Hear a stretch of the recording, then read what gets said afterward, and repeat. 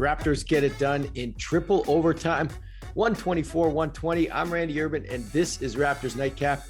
Tonight, we're joined by Leo Rautins, Sherman Hamilton, and Jack Armstrong. Leo, just your first thoughts on this roller coaster of a game. Well, that's exactly what it was. I mean, first three quarters, I thought the Raptors did a great job. And, the Miami Heat, this is, one of the top three-point shooting teams in the league. They do a great job. And Raptors had pretty much everybody in check from deep. And then you get to the fourth quarter, you're going, oh, my God, what just happened here, right? Nobody could buy a bucket. And it became an ugly game both ways. And then the overtimes were pretty ugly as well. But, Jack, you say it all the time. Sometimes you got to win ugly, and the Raptors definitely won an ugly game. They just grinded it out. So, and we've all seen a lot of games in Miami. It's not an easy place to play. They're a tough team to play against. It's a physical game. And for, all your starters to play more than 50 minutes and come away with a big win, that was a pretty big game. Sherm, thoughts? Yeah, it was an ugly game, but it was also a game where I liken it to like a UFC fight where it's two heavyweights and they're just in the middle of the ring in that phone booth, having an up and close personal battle, in that the proximity battle. But, I think about the overtime periods, and both teams had opportunities to really take care of business in the first overtime, the second overtime, and they weren't able to do that. And then it just becomes a war of attrition. Who's going to be able to fight the longest? Who's going to be able to make enough plays and eke the other team out?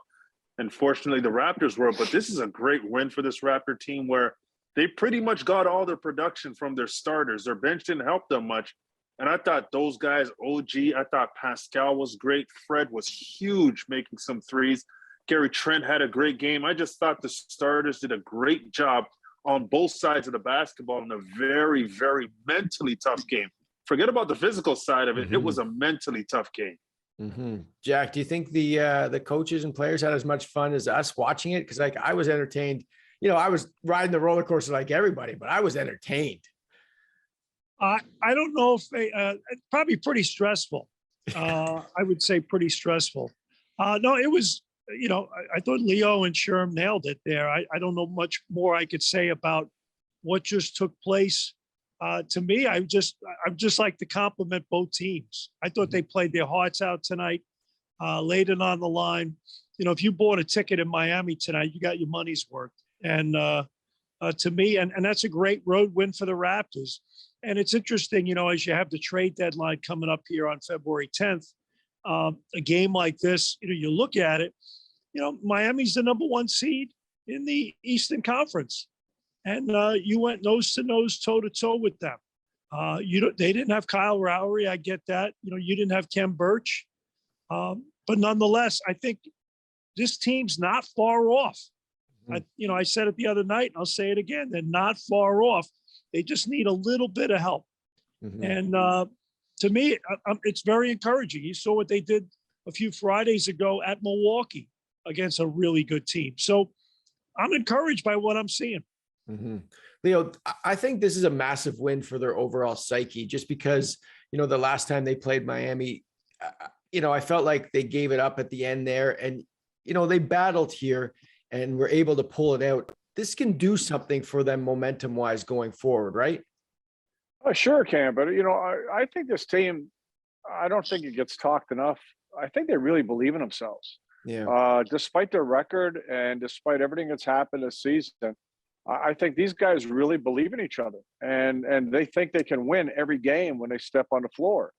The only thing they're all looking to have is continuity and bodies on the floor and being able to stay together, because they know that when they have, the lion's share of their personnel, they can beat anybody, and they have beaten top teams or took the top teams right down to the wire. So they're a confident group, but I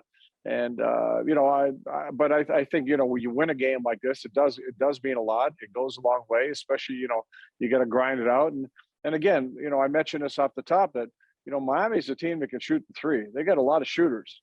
And for the most part, the Raptors were able to take the three out of the game for the Heat. Mm-hmm. And that's not easy to do because they come at you in a lot of different ways. And at the same time, the Raptors were able to use the three as a weapon in this game. So, big, like I said, big road win. Miami's just not an easy place to play. Mhm. Sherm, I'm not one of the guys that will complain too much about the refs because I watched that game and it's like so difficult to referee. I think the job is one of the hardest jobs in all of professional sports in terms of like umpiring, refereeing. Now, is that Pascal Siakam play? Does Jack have a point? He said on the broadcast, like, I think the contact was initiated by the defender, and therefore Siakam, used his arm to clear out that hand check or that arm check, which was what I saw that was happening. Yeah, well, that hand check used to be much more closely called a few years ago, and the officials I've noticed over the last few seasons have allowed more hand checking to the point where now they're calling the reaction, and to the point of the broadcast that Jack spoke to. The idea is if Tyler Hero gets his hand in there initially, that's where the whistle is blown because that's where the contact is. The reaction of Pascal now to release that pressure that Tyler Hero is putting on him by hooking his arm to get it off his body, you can't call that after the fact. And this is where the hand checking rule, either you're going to be consistent with it and call it when it happens, but you can't penalize the reaction after that. And I thought that the officials, missed that one in terms of being able to accurately assess where the foul was committed first and not call the reaction. The call on OG Anunoby, the travel, I think the officials got that one right, though, because even though PJ Tucker's hand was on OG kind of rolled his ankle. And when he rolled his ankle, he went down a bit. And that's what looked awkward about it. PJ Tucker's hand was on him. And if you want to call it by the letter of the law, you call that foul for that hand position. Aren't you allowed to fall and not be called a travel in the NBA? Because or are you just like, once you fall, you can kind of move your feet around and they don't call that? Is that what I'm thinking? Well, that was his pivot foot. And it looked like he lost his balance and kind of rolled his ankle and the foot slid. Yeah. Okay. Sorry, Sherm, go ahead. No, I mean, Leo's right. He rolled his ankle, though PJ Tucker had his hand on him. I don't think that's what made him fall. Yeah. But by the letter of the law, if you want to call the hand check on the offensive player with the ball, you can call it. But that call against Pascal, that to me, Tyler put his hand in there first defensively, was in a violation with his hand in there, putting his hand on Pascal's body. And the officials just went ahead and went with the reaction of Pascal to the initial foul. Jack, I know Jimmy got his and he's so tough to stop, but I thought Pascal and OG just made some incredible defensive plays tonight overall. Like those two blocks back to back from Pascal, the second one's out of nowhere. That was crazy. Yeah, no, and it's interesting, and you mentioned the number of minutes these guys are playing. I mean, it's just to make plays like that late, you got to dig somewhere to find those plays. There's something special about that. And what's special is these guys have a ring on their finger. They understand. They've been around it. They know what winning is. They know what you have to do in big games.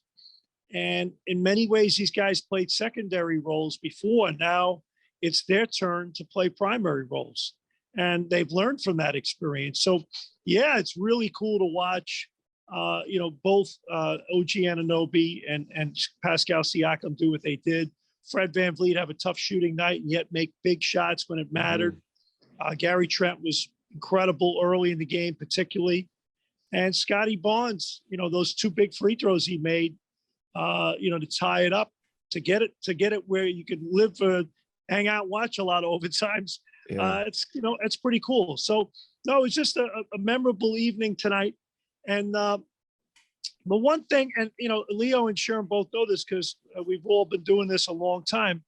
I can think back to Pat Riley. I can think to Stan Van Gundy, and now Eric. Anytime you play Miami, they foul you on every play. So there comes a point, and I'll never forget. Lou Conasecca, the Hall of Famer at St. John's. I remember, I was an assistant at Fordham, then the head coach at Niagara. We'd play St. John's every year, and Leo knows it playing in the Big East. They'd foul you on every play, but his feeling was they can't, they're not going to call it all the time. So those plays we're talking about, when you play Miami, you got to be ready to bring your heart out because they're getting into you and it's going to be scrappy. There's a lot of physicality. And that's why, to me, a road win like that for the Raptors, that's remarkable. Leo, Jack mentioned those free throws from Barnes. How nervous were you watching him step up and make those shots? Because those are big. Those are big for a veteran, but especially for a kid in his first year. Well, first of all, Randy, I wasn't nervous because I wasn't shooting them. So let's just make clear. And if I was shooting them, I wouldn't be nervous either. I'm not you. So remember that. All right. But no, hey, this kid's a confident kid. He's a confident kid. You knew that, he's going to step to the line and do what he does. And it's part of the game. I mean, the important thing is he puts himself in a position to get to the line, right? I mean, that was a big follow-up on the missed three and the jumper and to get the offensive rebound and get fouled. He's a guy that's active. He's a guy that's part of the game. He's a guy that he's where he's supposed to be. And that's why he got to the free throw line. So he's too confident to worry. He knows he's going to put him up. He'll make him. Sure. Real quick, Gary Trent, obviously everybody's mentioned him, how great he was, but this is 3 straight games now with 30 points. Just describe how good he's been over the last little while and what you're seeing from him. Well, he's found his groove. He's found that rhythm he had prior to being out. And Gary Trent Jr. is a huge part when you talk about having another guy as a fifth guy in your starting lineup that can go for 30 points. I mean, you think about being a secondary or a third option on a team of guys with Pascal and Freddie and then, Gary Trent and OG, to have a guy like him who defensively is going to make things happen and then offensively can just flat out go get it himself. That's a luxury to have. And I think he's really getting comfortable in who he is for this team and who they want him to be. And just understanding that he's an option. He's a guy who Nick Nurse is going to call his number to make big plays, and he's going to deliver. But the beauty is it's both sides. That's the thing about Gary Trent Jr. that you really appreciate. He's going to do it on both sides of the basketball. And that's why you can keep him in late game situations, and you know that he's going to be a threat. And even when he's not knocking down shots, because he's a threat offensively, you can't help off of him. So that gives you your teammates more room to operate. So he's just playing a special brand of basketball, and it's really fun to watch. Hey, sure. Remember about a month to 2 months ago into the season, early in the season, Nick Nurse said that he doesn't think Gary's even scratching the surface. He thinks he can be a great offensive player, and he wants him to look for his shots even more. And now as time's coming along, we're seeing that, right? I mean, he's a guy that could really open up the floor, especially with all the attention being paid to Fred and Pascal and OG. There's great opportunities for him, and he's a live body. I mean, he gets out there and creates. Yeah, just quickly to add to that, Leo, the fact is Gary Trent Jr. does something so well. He gets that shoulder hit. He gets his shoulder into the defender. But the key is he doesn't extend that arm after he hits. He gets the shoulder into the defender, gets that step back, creates space without pushing off, and he can elevate and knock down shots. Anytime an offensive player can create space to get a patented jump shot off, you become very difficult to defend. And then they mix it up with getting to the basket and shooting the three. It's just a nightmare overall to defend all of that. Jack, we'll get out on this last question. Before the game, Fred VanVleet told Kayla Gray in the broadcast that he liked being able to spot some things while he was out, some little things that he could recognize that they need to do that would help them win games. Do you know what some of those little things would be from his perspective? It's a good question. I think the one thing that I would look at, just to try to be really cognizant of spacing. I thought they did a really good job tonight moving the ball early and getting some good threes. Paint touches, where guys are spotting up without the ball, screen usage. Again, spacing is such a critical factor in offense. I think, and timing of screens, the awareness level of when to use it. He had a great play tonight where he caught Miami I think it was the third overtime in a mid-screener roll, mid-switch, and he shot it.